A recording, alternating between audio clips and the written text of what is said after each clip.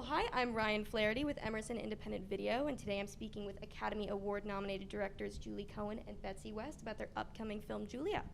So can you tell us a little bit about the film? This is a movie about an absolutely remarkable woman who changed the face of American cooking, who changed the way Americans think about eating, and also who changed the way Americans think about television. Before Julia, TV, a woman on television was expected to be a certain kind of woman, often petite, young, sex bomb type perhaps, maybe not someone who was an expert in her field. Julia Child burst onto the scene when she was in middle age. She was very tall, she was a bit gawky, she was super loud, and yet the viewers just absolutely adored her. Absolutely, yeah. Do you have anything to add? Well, Julia is really responsible for a lot of the food obsession that we see in America. Opened up people's eyes to food from foreign countries. She was cooking French food, but it really was the beginning of Americans understanding other cuisines. And when you look at all the Instagram posts and people taking pictures of their meals that they cook at home or in restaurants, you know, that really is as a result of a movement that Julia kicked off. Yeah, absolutely. And how did you decide on Julia Child as a subject for this documentary? You know, after our film RBG, we started to consider making documentaries about all kinds of American women, both present and historic, and the bar was pretty high in terms of wanting someone who really was groundbreaking, but also that had a fascinating and entertaining story, and Julia just really fit the bill. She changed American culture, but she also is connected to the world of food, which is just such a riveting and fascinating and delicious subject matter to dig into for us as filmmakers, so we just thought this is the story for us. Yeah, I mean, we've described the film as a kind of rom-com, actually, because in addition to having such an impact on our world, Julia had a great romance, and the romance is at the heart of her transformation, what really allowed her to find her passion, and we loved learning about that as well. Absolutely. And do you have a favorite moment or story in the process of creating this documentary? You know, we started this documentary before the shutdown, before the pandemic, and Julie and I and our crew went to France and spent a week there, and that was just an amazing experience to understand the world that Julia Child lived in the 50s, what really influenced her, a country that has such a tradition of great food and great cooking, and to talk to the French people about how sexist it was at the same time, and how Julia was really breaking into an all-male establishment. In addition, you know, we got to eat some really pretty fantastic meals when we were over there, and then, of course, the shutdown happened, and so we wound up editing the film in, remotely. Each of us in home offices and working with our editor, who was in New Jersey, and Julie was in Brooklyn, and I'm in Manhattan.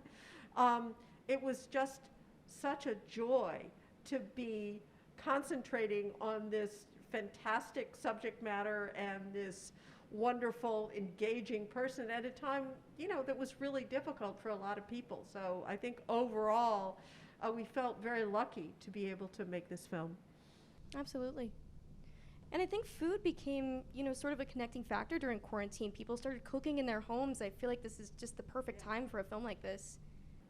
Yes, you know, food is really important. That's always been true, but the experience that we, I think, all kind of collectively went through together during the pandemic just helped bring us back to the basics. How nourishing and soothing preparing and eating delicious food in a group, even if it's just your own small family pod, can be.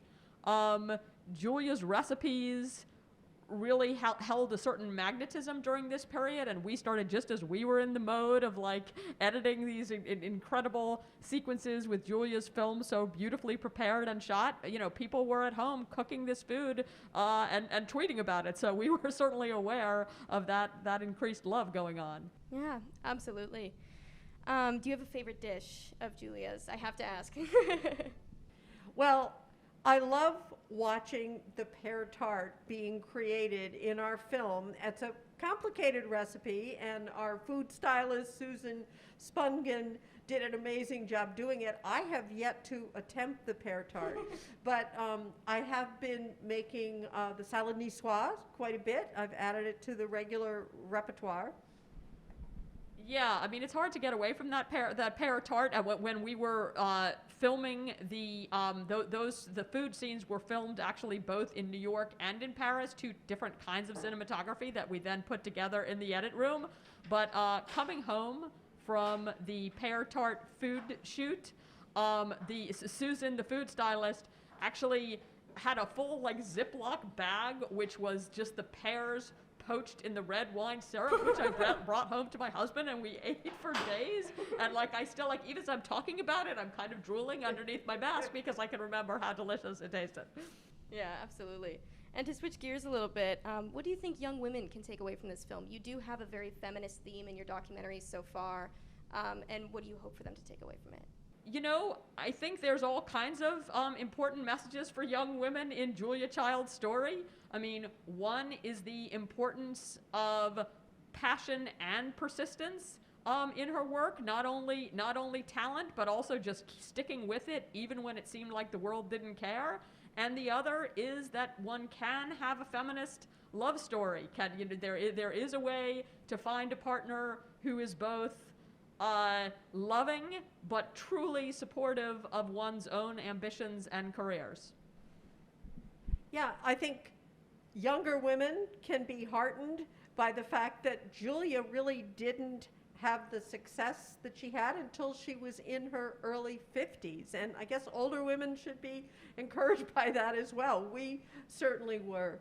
That Julia worked for 12 years without much encouragement on mastering the art of French cooking, and had lots of discouragement and rejection, and yet kept at it, and then went on television here in Boston on WGBH Channel 2, and it was kind of a lark on the part of the station to try this out. They didn't really have great hopes for it, but the audience just loved Julia. They loved her authenticity, they loved her personality, and they loved the fact that she really knew what she was doing.